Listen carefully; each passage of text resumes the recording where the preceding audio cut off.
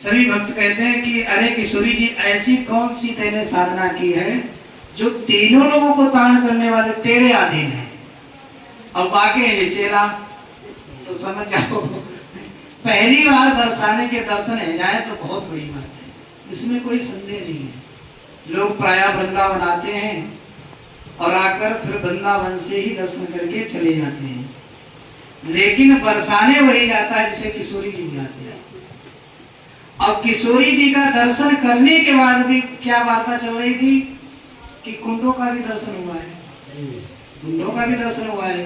तो ये तो आप समझिए कि प्लस पॉइंट में काम हो रहा है तुम लोगों का, तो ये तो बहुत बड़ी बात है। सत्यता यही है कि जो बरसाने का जो आनंद है, पीली पोखर है, अनेक नाना प्रकार के राधा बाग है, अनेक नाना प्रकार के जो स्थान है वहां पर उसका आनंद ही अलग है।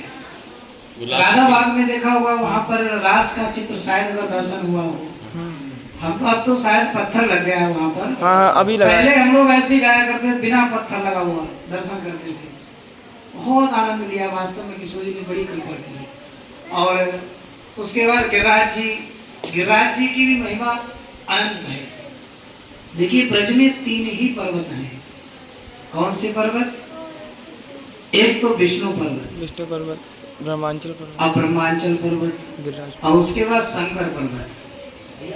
ब्रह्मांचल पर्वत पर किशोरी जी का वास है। हमारी राधा रानी जो किशोरी जी हैं, लाडली जी। और शंकर पर्वत पर जो है वो नंद बाबा का स्थान है। नंद गांव भी गए होंगे आप लोग, गए हैं कि नहीं? अभी नहीं, नंद बाबा नहीं पहुंचे, चलो कोई बात नहीं, नेक्स्ट टाइम। फिर अब की बार नंद गांव में है, उसको बोलते हैं शंकर पर्वत। अब विष्णु पर्वत, गिरिराज जी पर्वत,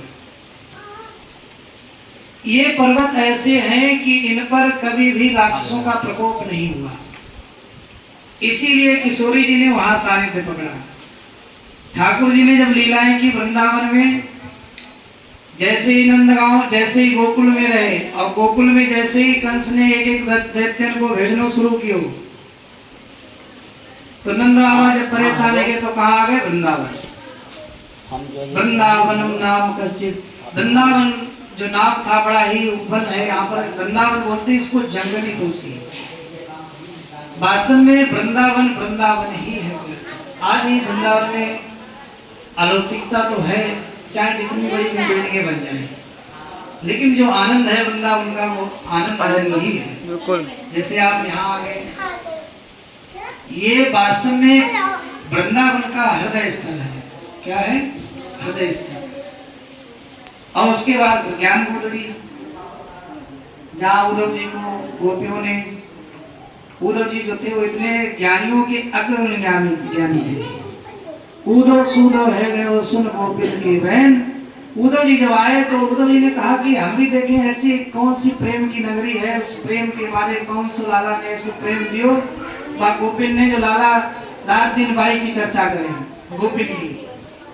तब उद्धव जी जब आए तो वह कहते हैं कि प्रीत करो ऐसी करो जैसी लुटिया डोर, अपनों गलो फसाए के लावे नीर जगो। तो कहा कि ऐसा प्रेम है उन ब्रजवासियों का ठाकुर जी के प्रति, जो हर समय मेरे गोविंद इन ब्रजवासियों का ही चिंतन करते हैं। और उसके बाद उद्धव जी जब यहाँ आए तो इसी ज्ञान गोदड़ी में उद्धव जी को लोट लगवाई गई। जो सामने पार्क है ना, जो अपने चोटले के सामने, यही उद्धव और गोपियों का मिलन स्थल। उद्धव जी आए थे तो यही। और यहाँ एक इसकी एक महिमा नहीं है। हेलो। प्रयाग भी जब कर लेने आया तब वो उसको भी इसी में लोट लगवाई गई। बोले मैंने तो राजा बनाया और तीर्थन को अपने घर को राजा थोड़ी बना दिया। ठाकुर जी ने कही जब आए यहाँ पे लोट लगवाई तो वो भी इस लोट में ऐसा लोट गया कि पूछिए मत। और इसके बाद भक्ति और ज्ञान वैराग को भी नारद जी ने यहीं पर उपदेश दिया। जो हम लोग कथा में सुनते हैं ना, प्रथम दिन की कथा में कथा का महात्म्य होता है, तो भक्ति और ज्ञान वैराग्य वो भी ज्ञान गोदड़ी की ही रज में ठाकुर जी की लीलाओं का आनंद लिया। यहाँ तक कि नाना प्रकार जब भी ब्रज में कोई यहाँ गुजरता है तो सबसे पहले ज्ञान गोदड़ी में ही आता है, तो इसकी परिक्रमा लगती है और उसके बाद सारे लोग जो साथ में आते हैं यहाँ की रज लेते हैं और रज लेकर उस मुर्दे को ऊपर डालते हैं, फिर वो यमुना जी पे जाता है। तो कहते हैं कि बिना ज्ञान गोदड़ी आए मुक्ति नहीं है। मुक्ति कहे गोपांग से मेरी मुक्ति बताए, उड़ ब्रज रज मस्तक लगे तो तेरी मुक्ति होय। है जाए। तो यहाँ तो केवल रज का आनंद है। किसका आनंद है? रज का।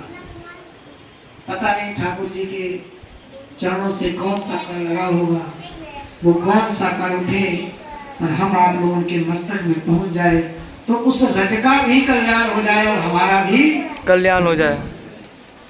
इसीलिए मुक्ति कहते हैं मिट्टी को। मिट्टी ने एक बार भगवान से कहा कि मैं तो सबकी मुक्ति करती हूँ, मेरी कैसे मुक्ति हैगी?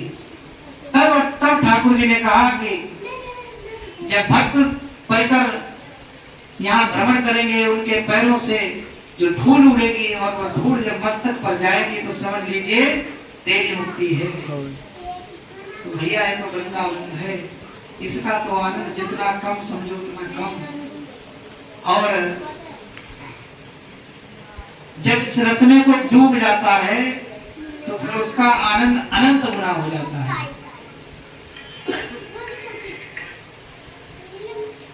और ठाकुर जी ने बड़ी कृपा की दास के ऊपर। एक तो ऐसी भूमि पर जन्म हुआ और जन्म के बाद फिर